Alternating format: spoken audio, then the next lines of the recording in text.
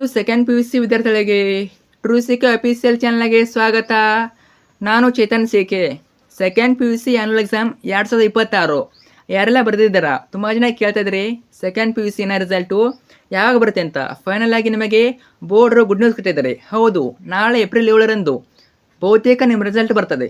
ಬಹು ನಿರೀಕ್ಷಿತ ದಿನಾಂಕ 99% ನಾಳೆ ನಿಮಗೆ ಏಪ್ರಿಲ್ 7ರಂದು ಬೆಳಗ್ಗೆ 11 ಗಂಟೆಗೆ ನಿಮ್ಮ ರಿಸಲ್ಟ್ ಬರ್ತದೆ. ಯಾಕಂತಂದರೆ ಈಗಾಗಲೇ ನಿಮ್ಮ ಮೌಲ್ಯಮಾಪನ ಪ್ರಕ್ರಿಯೆ ಪೇಪರ್ ಚೆಕಿಂಗು ಸಂಪೂರ್ಣ ಮುಗಿದಿದೆ.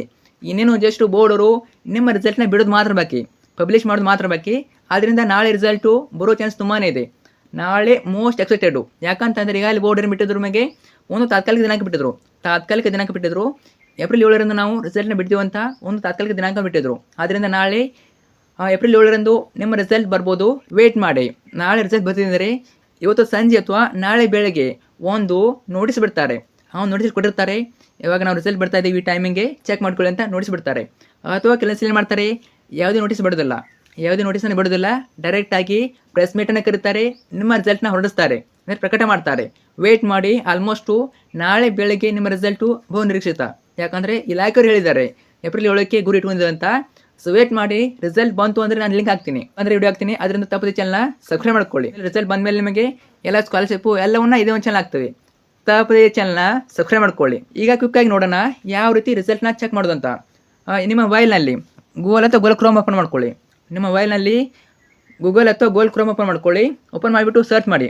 ಏನಂತ ಅಂದರೆ ನಾನು ಹೇಳ್ತೀನಿ ನೋಡಿ, ರಿಸಲ್ಟ್ಸ್ ನೀಕಿನ್ ಅಂತ ಸರ್ಚ್ ಮಾಡಿ. ಓಕೆ, ಸರ್ಚ್ ಮಾಡಿ. ಇನ್ನೊಂದು ಪೇಜ್ ಬರ್ತದೆ. ಓಕೆ, ವೇಟ್ ಮಾಡಿ. ಓಕೆ, ಇಲ್ಲಿ ಕೊಟ್ಟಿರ್ತಾರೆ ನೋಡಿ, ಕರ್ನಾಟಕ ಎಕ್ಸಾಮಿನೇಷನ್ ರಿಸಲ್ಟ್ 2025 ಏನು ಮಾಡ್ತಾರೆ ಅದನ್ನ 26 ಮಾಡ್ತಾರೆ.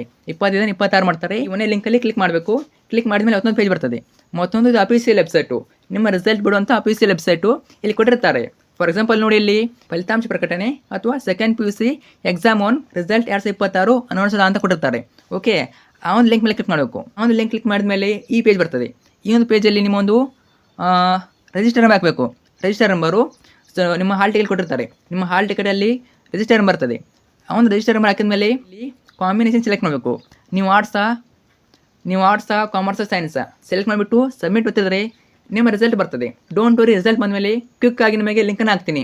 ಆ ಲಿಂಕ್ ಮೂಲಕ ನೀವು ಎಲ್ಲರಿಗಿಂತ ಮೊದಲು ಚೆಕ್ ಮಾಡ್ಬೋದು. ಅರ್ಥ ಆಯ್ತಾ? ಲಿಂಕ್ ಬೇಕು ಅನ್ನೋರು ತಪ್ಪದೇ ಚಾನಲ್ನ ಸಬ್ಸ್ಕ್ರೈಬ್ ಮಾಡ್ಕೊಳ್ಳಿ. ಜಸ್ಟ್ ಲಿಂಕ್ ಮಾತ್ರ ಅಲ್ಲ, ರಿಸಲ್ಟ್ ಬಂದಮೇಲೆ ಎಲ್ಲ ಸ್ಕಾಲರ್ಶಿಪ್ ಆಗ್ತವೆ. ಸೊ ಪಕ್ಕ ಬರೋಂಥ ಸ್ಕಾಲರ್ಶಿಪ್ಗಳು ಯೂಸ್ ಮಾಡ್ಕೊಳ್ಳಿ. ನಿಮಗೆ ಗ್ಯಾರಂಟಿ ಈ ಒಂದು ಚಾನಲ್ ಯೂಸ್ ಆಗ್ತದೆ. ತಪ್ಪದೆ ಸಬ್ಸ್ಕ್ರೈಬ್ ಮಾಡ್ಕೊಳ್ಳಿ. ಫ್ರೆಂಡ್ಸ್ ಶೇರ್ ಮಾಡಿ. ಮತ್ತೊಮ್ಮೆ ಎಲ್ಲರಿಗೂ ಆಲ್ ದಿ ಬೆಸ್ಟ್. ನೀವು ಕೂಡ ಕಮೆಂಟಲ್ಲಿ ತಿಳಿಸಿ ಆಲ್ ದಿ ಬೆಸ್ಟ್ ಅಂತ ಫ್ರೆಂಡ್ಸ್ಗೆ. ಓಕೆ, ಮತ್ತೊಮ್ಮೆ ಎಲ್ಲರಿಗೂ ಆಲ್ ದಿ ಬೆಸ್ಟ್. ಭಯಪಡೋಕೋಬೇಡಿ, ರಿಸಲ್ಟು ಚೆನ್ನಾಗಿನೇ ಬರ್ತದೆ. ಫ್ರೆಂಡ್ಸ್ ಶೇರ್ ಮಾಡಿ. Thank you so much.